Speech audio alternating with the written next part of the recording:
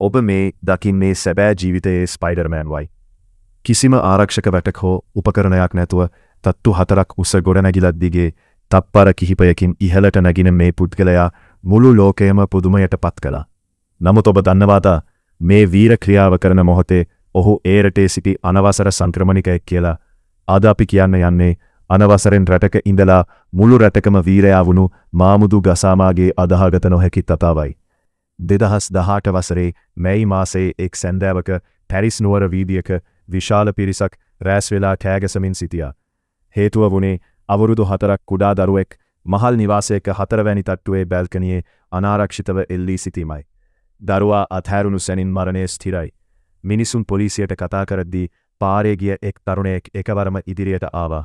ඔහුගේ නම මාමුදු ගසාමා.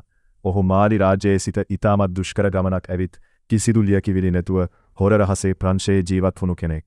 පොලිසියට අහු වුණොත් රටින් පිටුවහල් කරනවා කියලා දැනත් ඔහු තමන්ගේ ජීවිතය ගැන නොසිතා දරුවා බේරගන්න ඉදිරිපත් වුණා. තත්පර 30ක් වැනි ඇදහිය නොහැකි කෙටි කාලයකදී ඔහු බිත්ති දිගේ ඉහළට නැග්ගේ පුහුණු ක්‍රීඩකයෙකුටත් වඩා වේගයෙන්. අවසානයේ ඔහු දරුවා අසලටම ගොස් ඔහුව සුරක්ෂිතව අල්ලා ගත්තා. මේ දර්ශනයේ අසල සිටි අයෙක් වීඩියෝ කර අන්තර්ජාලයට දැමීමත් එක්ක මාමුදු එක අයකින් ලෝක ප්‍රසිද්ධ තරුවක් බවට පත්වනා.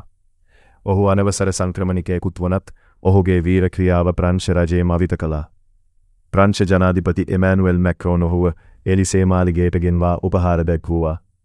ජනාධිපතිවරයා ප්‍රකාශ කළේ නීතිය කෙසේ වෙතත් ඔබේ මනුෂ්‍යත්වය රටකට වටිනවා කියයි.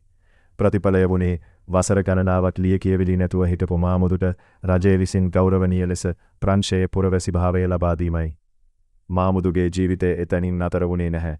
ඔහුගේ නිර්භීතකම නිසාම ඔහුට පැරිස් ගිනි නිවන හමුදාවේ රැකියාවක් හිමි වුණා.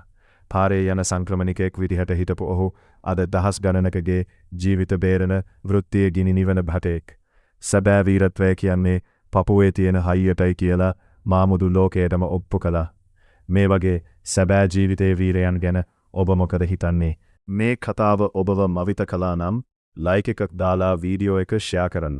මෙවැනිම කුතුහලය පිරුණු වීඩියෝ බලන්න අපේ channel එක subscribe කරලා bell icon එකත් click කරන්න අමතක කරන්න එපා. හැමෝටම සුබ දවසක්.